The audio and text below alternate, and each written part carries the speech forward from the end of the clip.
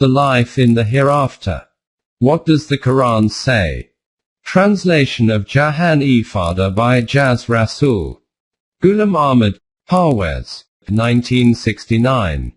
9. Reward and punishment for the deeds in this life. What has been discussed previously is summarized below so that matter becomes clear before us. 1. In the world, individuals live as part of a society, which means their standard of living is proportional to the standard of living within that society. If the society is prosperous, the people will also be prosperous. If the society is in hardship, then individuals will accordingly live a life of hardship. 2. Worldly gains are obtained by the subjugation and utilization of the natural resources. In this regard, there is no difference between a Muslim or a non-Muslim. Whichever nation works hard and exploits these natural resources within the remit of the physical laws will see the fruits of its efforts. 3. But the nation which utilizes the natural resources within the domain of the permanent values will live in harmony both within and with the rest of the world. Contrary to this, if a nation goes against the permanent values, despite having material prosperity, it will live a life of hell, and as a consequence of this other nations also will not have peace or contentment. Ultimately, the prosperity of such a nation will turn into ruin and destruction. The Quran has expounded these realities very comprehensively, and in this chapter these realities will be explained relatively briefly with examples. In this regard, it is important to keep this reality in mind, that the Quran presents two types of doctrines which oppose each other. According to one doctrine, the only purpose of life is to obtain all worldly materials and means. In this, there is no question of taking account of any permanent value. This is declared by the Quran as Ajila or Hayat al-Dunya, that is, physical existence is the only life. The second doctrine of life is to obtain the material benefits of life while keeping in mind the divine values. This is declared by the Quran to be Hayat-e-Akhirat, or life in the hereafter. The term life in the hereafter does not mean that man should give up worldly benefits and only worry about the hereafter. This is the doctrine of monasticism which the Quran strongly opposes. The life in the hereafter means to utilize the natural resources within the remit of the divine values. Keep these two terms of the Quran in mind as we proceed. 9.1 Obtaining worldly benefits. In the Quran there are verses in which it is stated, "And he has subjected to you, as from him, all that is in the heavens and on earth. Behold, in that are signs indeed for those who reflect." 45:13. In these verses not only the Mu'mineen but the whole of mankind is addressed, and the intention is that whichever nations use intellect, reason and effort will be able to bring these natural resources under control to their advantage. In Surah Bani Israel this reality is put forward succinctly. If any do wish for the transitory things of this life, we readily grant them such things as we will, to such person as we will. In the end have we provided hell for them. They will burn therein, disgraced and rejected. 17:18. This verse explains the principle that whichever nation wants immediate benefits in this world, we will give it to them according to our laws. But because they do not utilize these within the permanent values, therefore the result is not beneficial in the long run. Contrary to this, those who do wish for the things of the hereafter, and strive therefore with all due striving, and have iman, they are the ones whose striving is acceptable. 17:19. The above verse states that a nation which desires and works for worldly gains together with the benefits of the hereafter, i.e., they have iman in the permanent values of the Quran, their lives both in the physical sphere and in the hereafter are enhanced, and they are rewarded accordingly. As far as the worldly gains of this life are concerned, Allah gives opportunity for both categories of people to benefit from the material resources distributed throughout the earth. In this respect, Allah does not restrict or put barriers in front of one group and let the other group prosper. Allah does not do this. Of the bounties of your Rabb we bestow freely on all, these as well as those. The bounties of your Rabb are not closed to anyone. See how we have bestowed more on some than on others, as per laws. But verily the hereafter is more in rank and gradation and more in excellence. 17. 20-21. But the nation which keeps the permanent values in view, and utilizes material gains accordingly, their status is far higher and real ascendancy belongs to them. In Surah Al-Baqarah, there are men who say, Our Rabb, give us your bounties in this world, but they will have no portion in the hereafter. 200.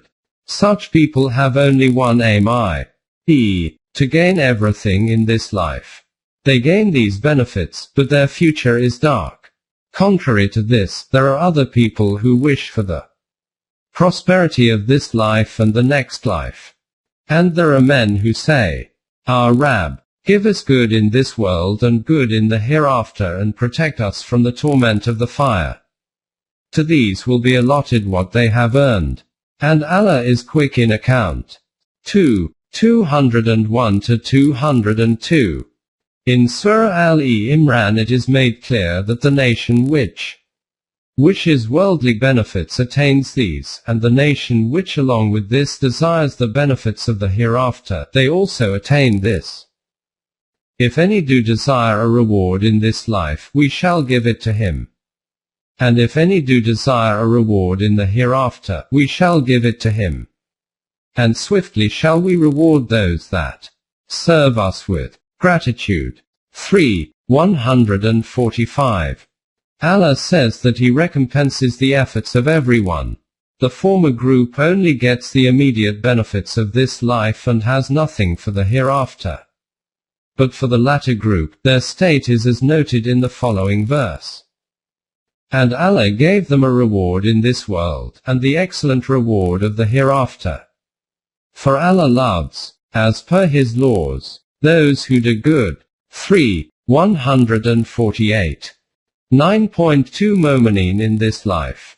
Bearing this view in mind, do not think that success in the hereafter means that the life of believers, Momineen, in this world will be according to the doctrine of monasticism, i.e., of deprivation and poverty. The Quran has made it clear in many places that the consequence of Iman and righteous deeds is of power and rule with peace and prosperity in life. Whoever works righteousness, man or woman, and has Iman, verily, to him will we give a new life, a life that is good and pure, and we will bestow on such their reward according to the best of their actions. 1697. See also 39:10. In Surah Nur, this is an assured consequence of Iman and righteous deeds. Allah has promised to those among you who have Iman and work righteous deeds, that He will, of a surety, grant them in the land, inheritance of power, as He granted it to those before them. That He will establish in authority the deen, the one which He has chosen for them. And that He will change their state, after the fear in which they lived, to one of security and peace. 24:55. In Surah Anbiya this principle is reiterated that Allah had stated in the Zabur. Psalms. Also, before this we wrote in the Zabur. Psalms. After the message given to Moses. My servants, the righteous, shall inherit the earth. 21:105. In Surah Zumar there is a verse which narrates that those entering paradise say, they will say, Hamd be to Allah, who has truly fulfilled His promise to us, and has given us this land in heritage. We can dwell in the garden as we will. How excellent a reward for those who work righteousness. 39:74. At another place it is stated, Allah has decreed, it is I and my messengers who must prevail. For Allah is one full of strength, able to enforce His will. As per His laws. Opening parenthesis. 58:21. In the next verse this party of Mu'mineen is declared as being Allah's party. Hizbullah. They are the party of Allah. Truly it is the party of Allah that will achieve success. 58:22. In Surah Ibrahim the Quran explains in very clear terms that when our messengers came with the divine guidance, the opponents strongly rejected this invitation to the truth and threatened them with severe consequences. But Allah sent a revelation to the messengers not to worry, as ultimately this message will prevail. And the unbelievers said to their messengers, be sure we shall drive you out of our land, or you will return to our ways. But their Rabb inspired this message to them, verily we shall cause the wrongdoers to perish, and verily we shall cause you to abide in the land and succeed them. This for such as fear the time when they shall stand before me, for those who are apprehensive of the consequences of going against Allah's laws. 13:13-14. In another verse, the Quran provides an example from the history of Bani Israel. That we turned out Pharaoh and his cohorts from their orchards and lands and established the Bani Israel in their place. 26:59. Another example is that of the last messenger and the Mu'mineen, in that after a long struggle the opponents were eventually overcome. And he made you heirs of their lands, their houses, and the goods, and of a land which you had not frequented before. And Allah has power over all things. 33:27. 9.3 You continue with your efforts and I will with mine. In the initial period of conflict between truth and evil, the believers, Mu'mineen, were fewer in number and had limited material resources. But due to their strong conviction in the mission and the truth of the guidance, and in their own ultimate success, they announced to their opponents, say, O my people, do whatever you can, I will do my part. Soon will you know who it is whose end will be best in the hereafter. Certain it is that the wrongdoers will not prosper. 6:136. See also 11:121-39. 39. In another verse, they tell the opponents to wait for the results of your deeds to appear, and we too are waiting. Say, wait you, we too are waiting. 6:158.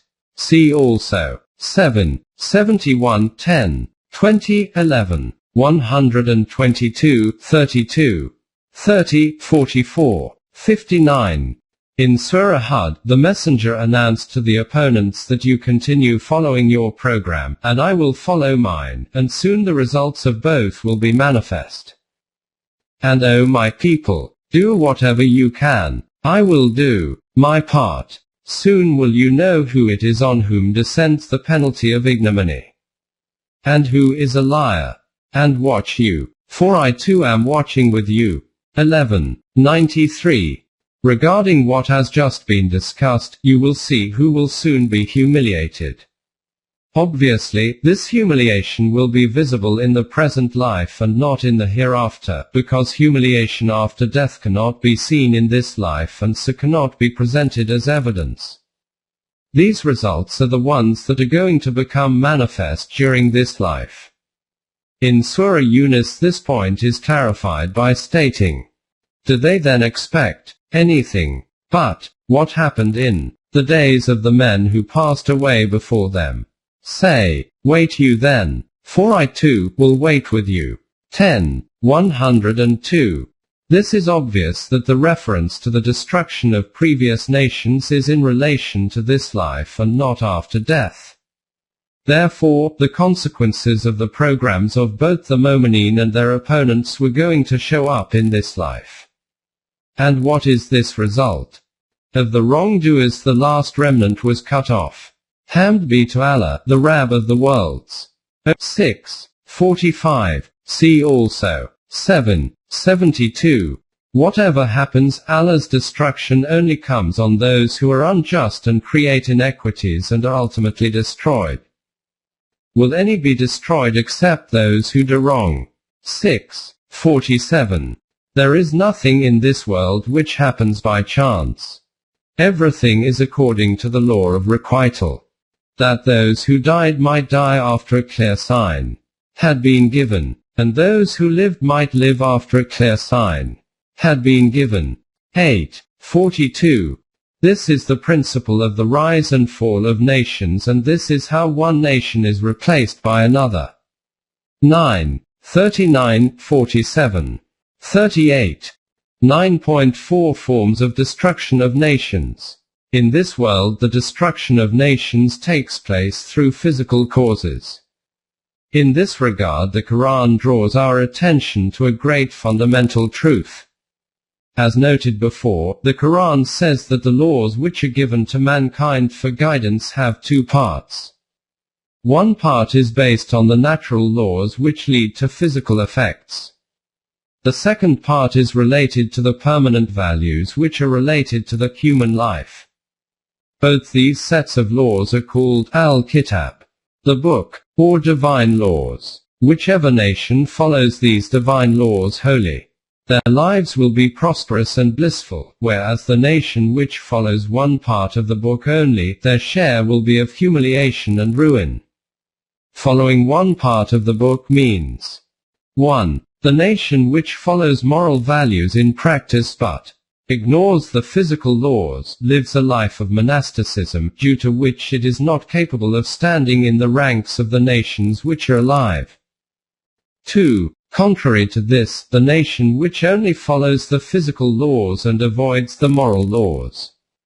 Permanent values. Its society is subject to immoral and social imbalances. This is why this nation also becomes destroyed. The Quran has thrown light on these states in the following verse. Then is it only a part of the book that you believe in, and do you reject the rest? But what is the reward for those among you who behave like this but disgrace in this life? And on the day of judgment they shall be consigned to the most grievous penalty.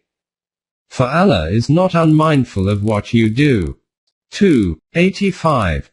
In the nation which creates social and moral imbalances and inequities in society, corruption gradually becomes widespread, and as a consequence the administrative machinery becomes faulty and malfunctioning.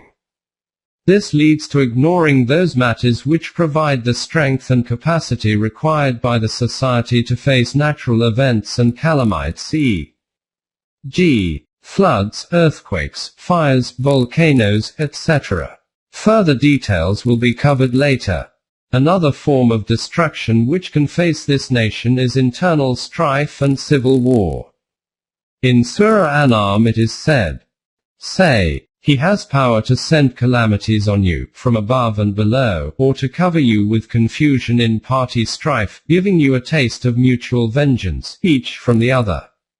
See how we explain the signs by various symbols, that they may understand.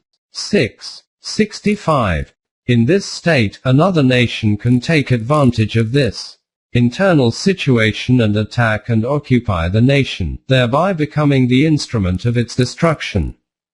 If the attacking nation does not follow the permanent values, then this conflict is between the two physical forces of the two nations.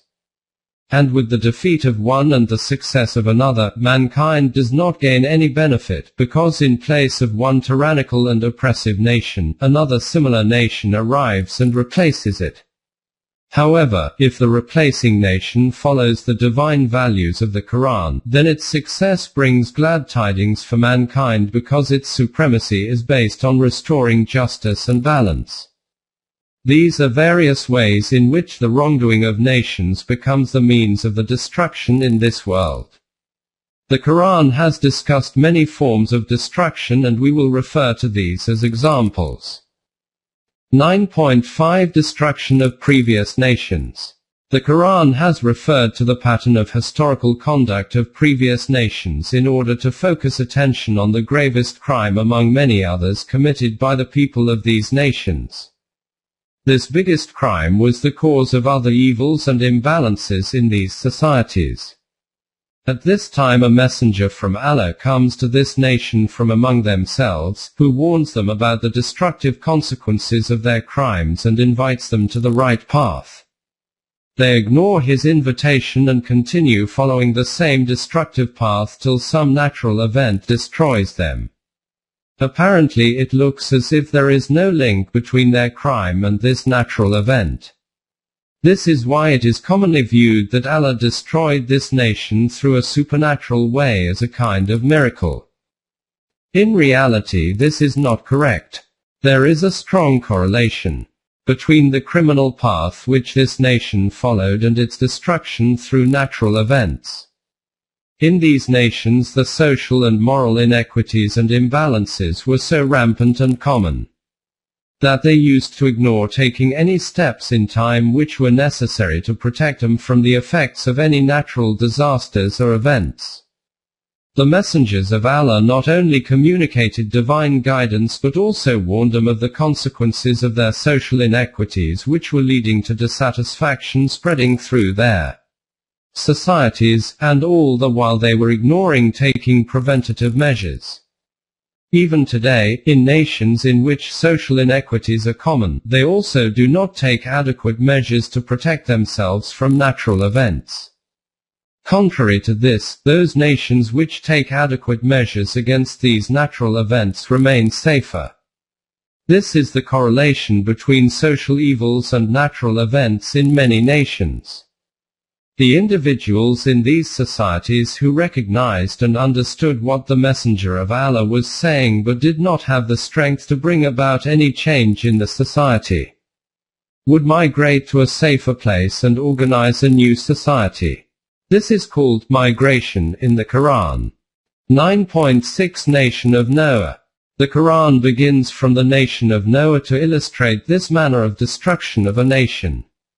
It tells us that in this nation the social stratification was so severe that the rich and wealthy looked down upon the poor and the working class and considered it a humiliation to interact with them. Along with this, the society was geographically located in a low valley, where the water from the hills around the dwellings passed close by.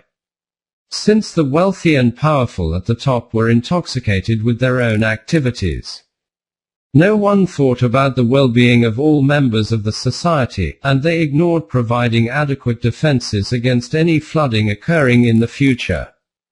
The messenger Noah was born among them and drew their attention to all these evils and weaknesses in the society. But the rich and powerful strata opposed him strongly, ignoring his warnings. He also warned them about the risk of flooding but was ignored. Noah, under the direction provided through revelation, started constructing a boat for a potential flood in the near future.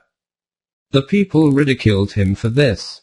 Then a time came when there was a heavy rainfall which flooded the valley and destroyed everyone except those who took refuge in the boat with Noah. For further details see 7, 59, 11, 25, 11, 38, 25, 37, 71.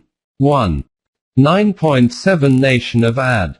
About the nation of Ad, the Quran has stated that these people were powerful, prosperous, wealthy, and had strong political influence in their time. They had plenty for their sustenance. Their prosperity was displayed through their mansions, castles, and economic power. However, they were extremely cruel towards weak and poor human beings, and the Quran uses the following expression to illustrate this crime. And when you exert your strong hand, do you do it like men of absolute power? 26. 130. It is apparent that excessive wealth and power and exceeding the limits in tyranny and cruelty produce evils in a society which knows no bounds. The messenger had tried his utmost that the people should leave the wrong path and follow the divine laws, but they ignored all his warnings. The evil kept spreading and they kept disregarding the measures to be taken against natural events.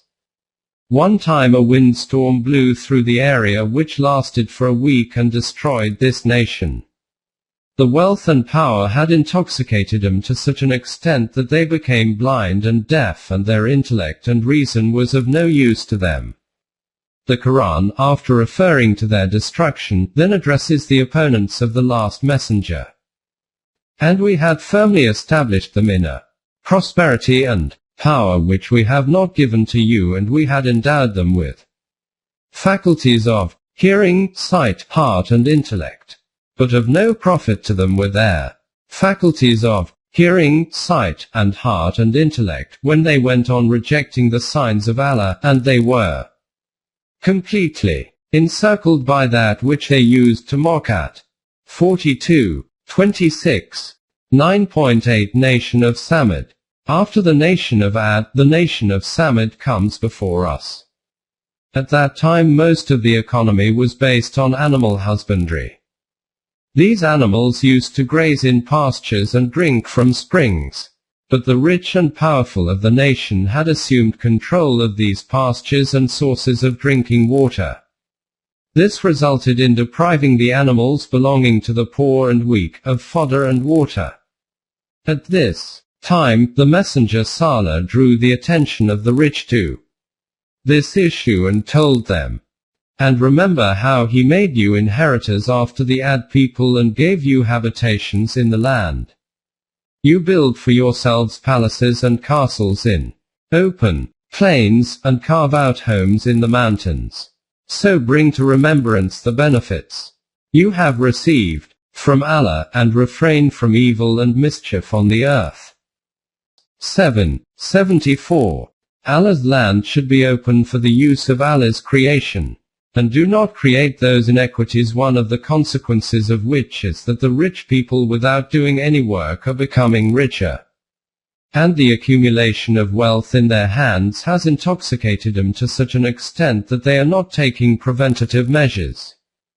The poor and needy are so lost in their own difficulties and worries that they also cannot pay any attention. Earthquakes are common in this area, and if you do not take adequate measures you will be destroyed. They completely ignored him, and finally a big earthquake overtook the dwellings and they were destroyed.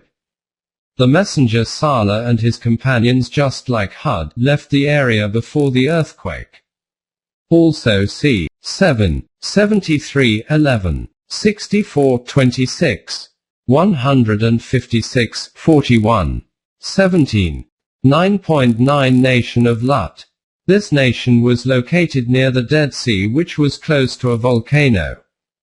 Robbery and looting was common, and they indulged in sexual perversions which were widespread. 29. Homosexuality was accepted in the society. It is obvious that such a savage and ignorant nation is not going to think of any preventative measures. The messenger Lut tried very hard to bring them to the straight path, but they did not listen to any of his warnings and continued to increase in their criminal and immoral activities. They ignored all the warnings and finally were destroyed by the volcanic eruption. The messenger and his companions migrated to another safe place before the disaster. For further details see 11:76:51. 37:54. 38. 9.10 Nation of Shoaib. This nation lived in Madian and had well-developed businesses. However, these businesses were based on the capitalist system. The greatest exertions were to extract maximum advantage from others and in return give the minimum with which they could get away with. The messenger Shoaib made efforts to prevent them from practicing these wrong economic practices and used to say to them, "And O my people, give just measure and weight, nor withhold from the people the things that are the due. Commit not evil in the land with intent to do mischief." 11:85. The capitalist class of people at the top ridiculed him and told him, "You keep your preaching to your religious worship practices and don't interfere in our business. This is our business and we will run it as we please. How has all the pain of the poor and deprived become your responsibility? We know what sort of treatment they deserve and how much we should pay them. Talk such as yours is spoiling them." 1187. A system based on such exploitation ultimately leads to destruction, which finally came to this nation as well. 1184-26. 189. 9.11 Nation of Saba. These people lived in Yemen in a mountainous region, and initially their economy was based on agriculture. In order to support their agriculture, they constructed a dam to irrigate their fertile lands, and this brought prosperity to the people. After a while, the people developed a taste for business, and like every capitalist, their lust for money increased day by day. In this race to accumulate wealth, they became so busy that the administration and management of the national affairs was neglected. One year, cracks began to develop in the dam to which they paid no heed, and as a consequence the dam burst, and the flood destroyed their villages and settlements. The Quran states, "But they turned away from the guidance, and we sent against them the flood from the dams, and we converted their two garden rows into gardens producing bitter fruit, and tamarisks, and some few stunted lot trees. That was the requital we gave them because they ungratefully rejected Iman. And never do we give such requital except to such as are ungrateful rejectors. Between them and the cities on which we had poured our blessings, we had placed cities in prominent positions, and between them we had appointed stages of journey in due proportion. Travel therein, secure, by night and by day. But they said, Our Rabb placed longer distances between our journey stages. But they wronged themselves. At length we made 'em as a tale, and we dispersed 'em all in scattered fragments. Verily in this are signs for every self that is patiently constant and grateful. 34. 16-19. These are examples of the destruction which comes to nations due to their mismanagement and poor administration, and thus not taking adequate preventive measures against natural events, which then result in destroying these nations. 9.12 Second form of destruction. The second form of destruction is when a nation becomes weak internally and another more powerful nation seizes it, invades and occupies its land, and colonizes its inhabitants. To illustrate this, the Quran refers to Bani Israel as a lesson for us.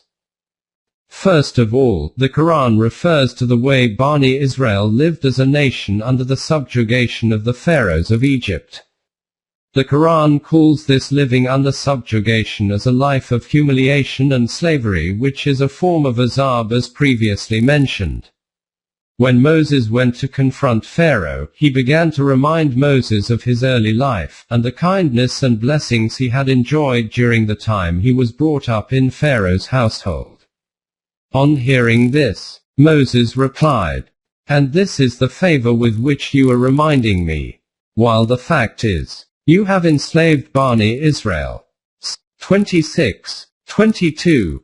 Contrary to this, Allah was going to bestow a favor on this nation, which was going to be freed from the bondage of Pharaoh, and established on earth.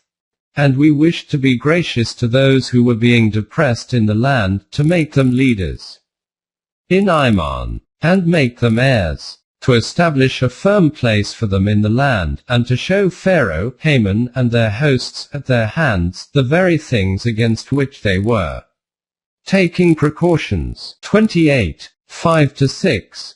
Under the leadership of the messengers Moses and Aaron, after many years of struggle, this nation became free from the clutches of Pharaoh. Then they were elevated in position and established in their own state, which was a bright period in history. This was a consequence of their own righteous deeds and labors. When they abandoned this path, they suffered a destruction unparalleled in the history of the time at the hands of the king of Babylon. This is referred to in the Quran. When the first of the warnings came to pass, we sent against you our servants given to terrible warfare. They entered the very inmost parts of your homes. And it was a warning fulfilled. 17:5. The nation of Bani Israel learned a lesson from this destruction and repented for the previous conduct and made efforts to reform themselves.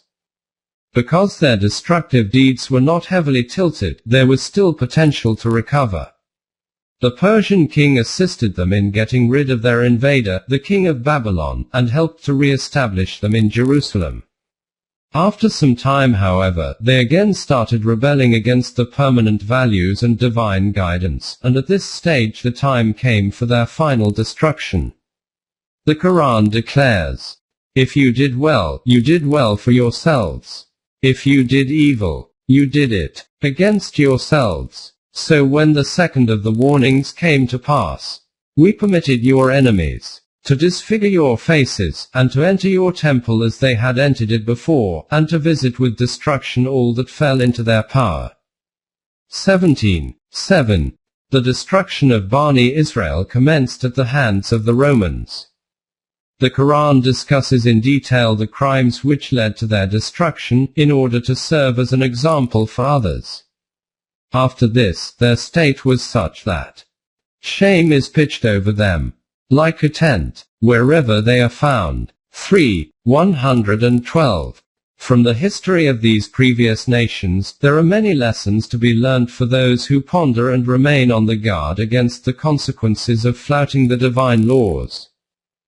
Verily, in this is an instructive warning for whosoever fears the consequences of going against the divine laws. 79:26. This is the second model of the destruction of nations, in which a more powerful nation destroys a weaker nation. 9.13. Third form of destruction. In the third type, a nation which is unjust and tyrannical is opposed by a nation which is righteous and follows the permanent values of the Quran. This nation establishes in this world a system based on justice and balance, and this will be called the fight between battle, evil, and haq, truth. It is possible that during this struggle the nation standing up for truth may have a temporary setback. But if it perseveres and remains steadfast, then it can overpower opponents many times its strength. 8:65. Remember, the nation fighting for truth will have to utilize its own full power. 8:60. And its success will be brought about by its own exertions. This is called victory from Allah, or unseen help. Remaining within the remit of the permanent values during these endeavors will compensate for any deficiencies of material resources. This belief and conviction in the continuity of life, i.e., the belief that life does not end with death and that life after death will be far more prosperous, fulfilling and beautiful, will remove the fear of death. And it is obvious that if an individual is not fearful of death, then who can defeat him? This fight is in reality the fight between the balancing of constructive and destructive deeds, because the nation standing for truth and justice has more constructive deeds in its balance compared to the opposing nation, therefore the former achieves success. In Surah Araf this is noted comprehensively. How many towns have we destroyed for their crimes? Our punishment took them on a sudden by night, or while they slept for their afternoon rest. When, thus, our punishment took them, no cry did they utter but this: indeed we did wrong. Then shall we question those to whom our message was sent and those by whom we sent it. And verily, we shall recount their whole story with knowledge, for we were never absent. 7:4-7. And further clarifies it. The balance that day will be true. Truth will come out. Those whose scale of good will be heavy will prosper. Those whose scale will be light will be their self in perdition, for that they wrongfully treated our signs. 7. 8-9. See also 21, 45-47. In relation to the destruction of a criminal nation, the Quran has made reference to Moses against Pharaoh and in even more detail the struggle of the last messenger against his opponents, the people of Quraysh. A large section of the Quran is devoted to this struggle, which is very illuminating and instructive. The repeated defeats of the opponents, and the ultimate end of their power is declared to be a natural consequence of adopting an immoral path in life and according to the law of requital. This is Allah's punishment, and this point has been repeatedly clarified as to why such punishment is visited upon the nations when they did this or that act. 8. 34-37. In this connection the Quran declares, "We send the messengers only to give good news and to warn. So those who have Iman and mend their lives, upon him shall be no fear, nor shall they grieve. But those who reject our signs, them shall punishment touch, for that they ceased not from transgressing." 6. 48-49. In this conflict, the evil nation is not eliminated in one go, instead they will suffer some loss which serves as a warning and as an opportunity for them to mend their ways and accept the righteous path. But as noted before, these people try to take advantage of this respite to develop further in the intensity of their opposition, and so they gradually move of their own accord closer to their own destruction. This was the pattern of the struggle between the last messenger and his opponents. G. C. 9. 101-102, 9. 126, 11. 8-23. 75-77, 25. 41-42, 26. 201-203. Before the arrival of the last messenger, none of the nations residing around the Arabian Peninsula had their societies organized on the basis of the divine laws, therefore there was no chance of any conflict of ideology amongst them. The systems were purely based on worldly politics, according to which the Arabs had an arrangement in place that neighboring nations will not harm them. With the advent of Islam, the struggle became now of ideologies. It was necessary now that people were informed as to which was the rightly guided path, and which was not.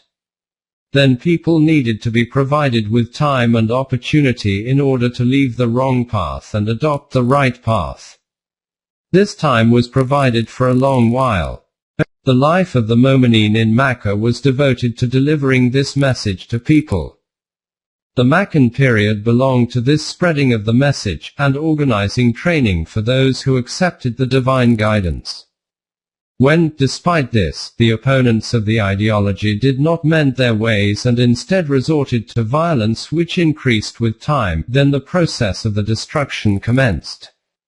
The Battle of Badr to the next stage of victory in Makkah was part of this program of establishing the system. This is the purpose of these verses, which declare that no community is destroyed until they have been adequately warned through a messenger, i.e., the third form of destruction is not imposed on them.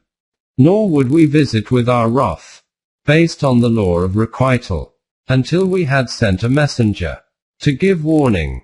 Opening parenthesis. 17. 15. At another place it is said, "The messengers were sent, thus, for your sustainer would not destroy for their wrongdoing men's habitations whilst their occupants were unwarned." 6. 131. See also 26. 208. As per this principle, the messenger is addressed. And if we had inflicted on them a penalty before this, they would have said, "Our sustainer, if only you had sent us a messenger, we should certainly have followed your signs before we were humbled and put to shame." Say, each one of us is waiting. Wait you, therefore, and soon shall you know who it is that is on the straight and even path, and who it is that has received guidance. 20. 134-135. In this way the messenger explains both paths and their consequences to the people. It is not something difficult to understand, but since by following the righteous path the interests of the rich and powerful cliques of a nation are attacked, they're living off the hard work of weaker human beings, therefore they are the ones who oppose this message. They have such confidence in their wealth and the number of their cronies at the top, that they feel they can ignore the warnings of this apparently weak group. 34 to 35. They consider that this is merely a clash between two physical powers, and it never enters their heads that they could be defeated by this weaker group. Intoxicated by their wealth and power and bent upon protecting their vested interests.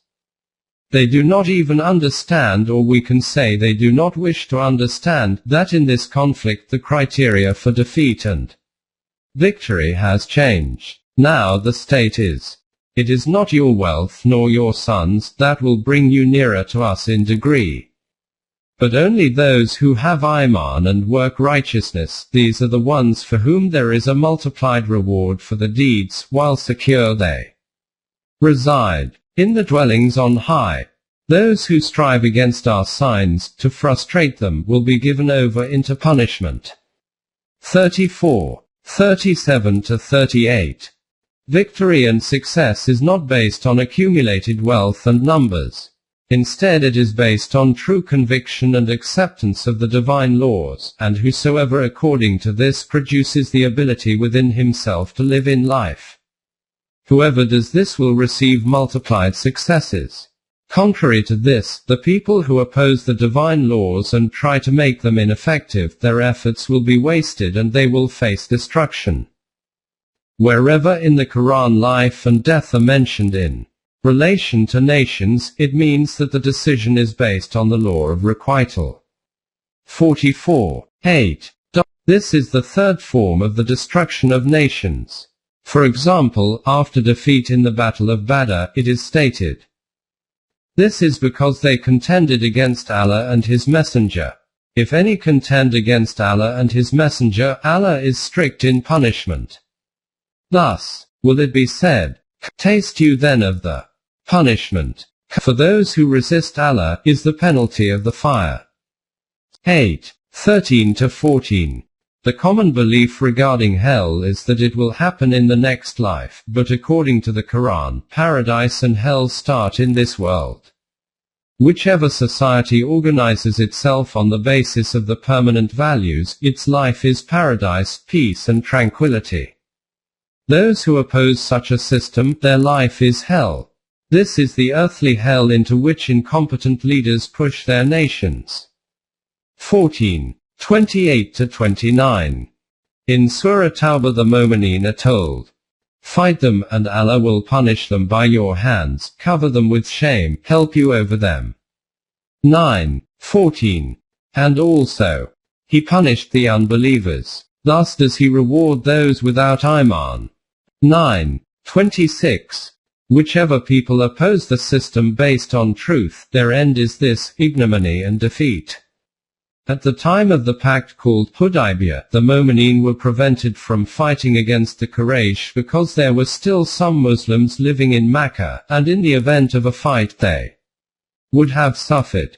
Had there not been Mu'mineen, believing men, and Mu'minat, believing women, whom you did not know that you were trampling down and on whose account a crime would have accrued to you without knowledge.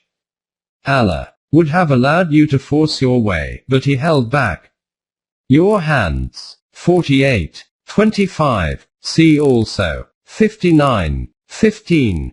From this it is made clear that the results of human deeds are not only made manifest in the hereafter but show up in this life as well. It is not a correct concept that the jurisdiction of Allah's law of requital only works in the next life and that this life is outside the jurisdiction of Allah. The divine laws are equally applicable in this life as well as the next. Though for the manifestation of the consequences of deeds there are established rules, according to which there are deeds whose results will manifest in this life. The rise and Fall of nations, for example, comes into this category. 9.14 feet Ajal of nations. Outcome.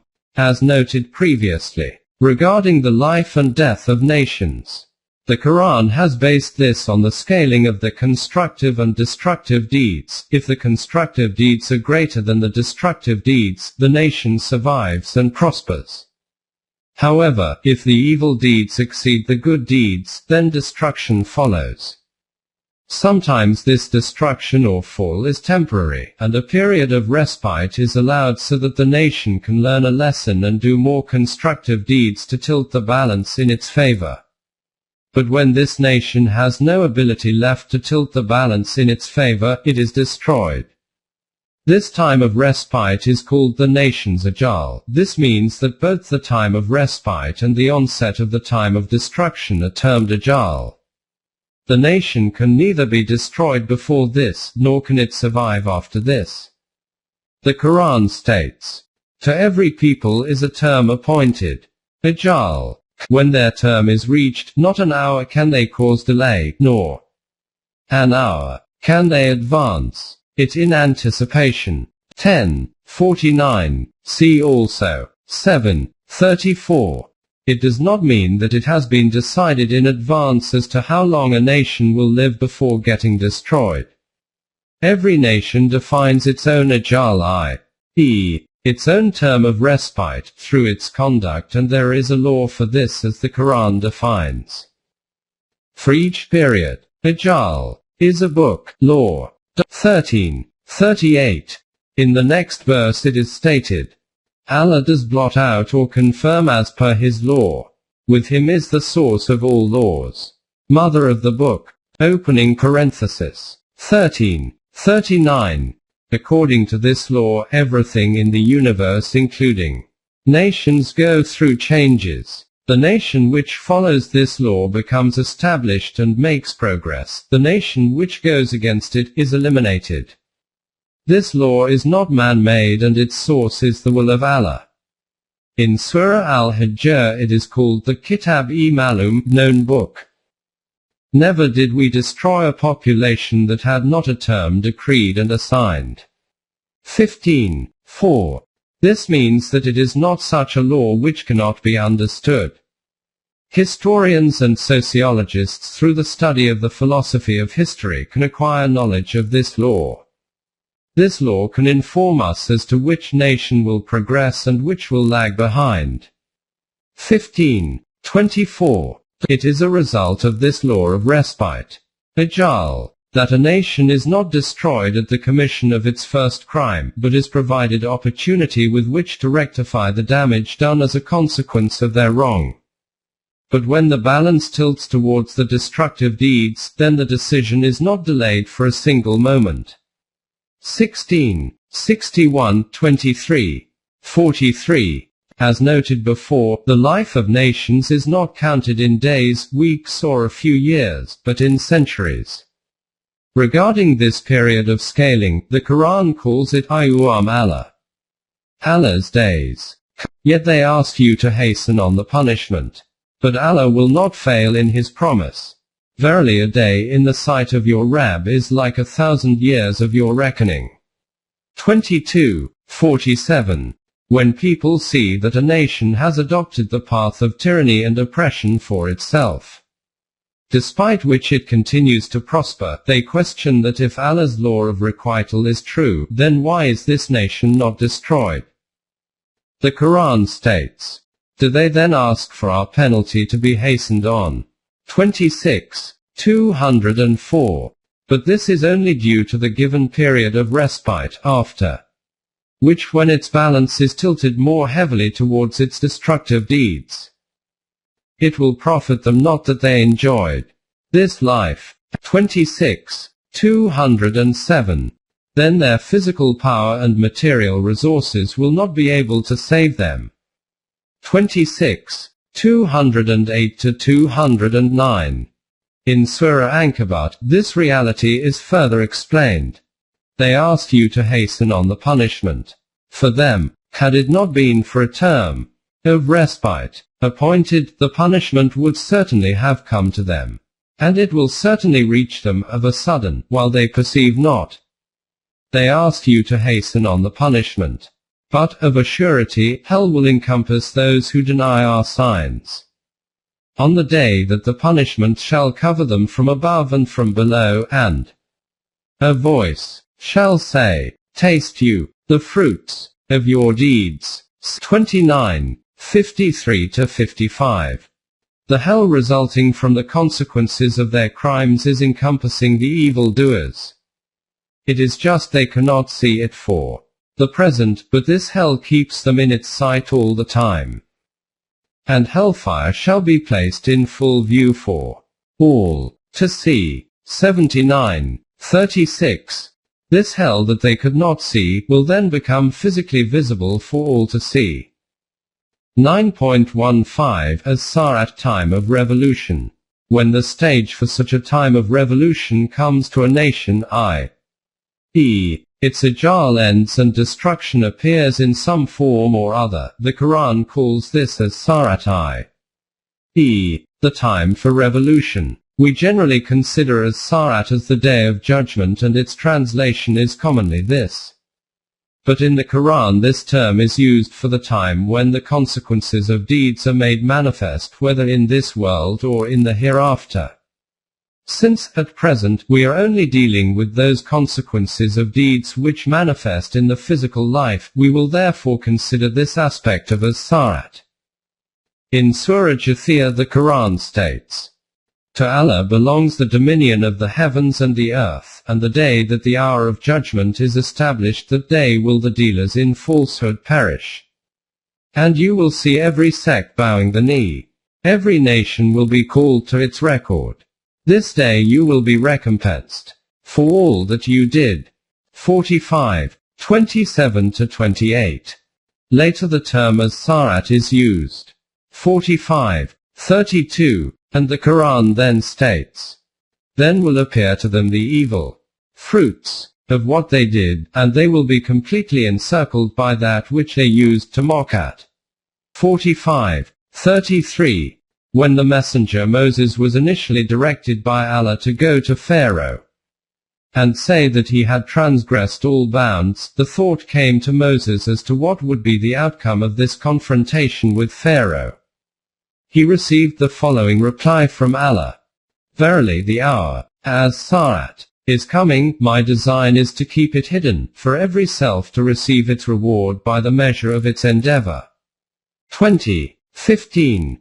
A similar explanation was given to the last messenger at the end of the Maccan period, when it was said, And the hour, as Sarat, is surely coming, when this will be manifested. So dissociate yourself from these people gracefully and peacefully. 15, 85. After this dissociate yourself calmly from them, because as Sarat, the revolution, is about to come. In this connection, when after their initial defeats the opponents plotted and gathered together all their tribal forces against the messenger in order to try and defeat the Muslims, the Quran states, People ask you concerning the hour, as Sarat. Say, the knowledge thereof is with Allah alone, and what will make you understand? Perchance the hour is nigh. 33, 63. In Surah Shura it is stated, It is Allah who has sent down the book in truth, and the balance, by which to weigh conduct. And what will make you realize that perhaps the hour is close at hand? Only those wish to hasten it who believe not in it. Those who have Iman hold it in awe, and know that it is the truth. Behold, verily those that dispute concerning the hour are far astray. 42, 17-18. Those who have Iman in Allah's law of requital know that this is a reality which will take place. But they also know that in the struggle of revolution, there are very painful struggles and fights. So they also remain apprehensive. At another place it is noted that if they were to wait they would not know how long to wait, but when it does come it will come unexpectedly and the opponents will be caught by surprise. 6, 31. A verse in Surah Yusuf appears to point to the process which is applicable in the fall of nations. First, short shocks appear so that they may learn a lesson. If they do not mend their ways, then finally as Sa'at, a big revolution, reaches them which turns over the last page of the story of their lives. Do they then feel secure from the coming against them of the covering veil of the wrath of Allah, or of the coming against them of the final hour all of a sudden while they perceive not? 12. 107. 9.16 feet 0 filard travel through the world. This is the end of such nations. Do they not travel through the earth and see what was the end of those before them?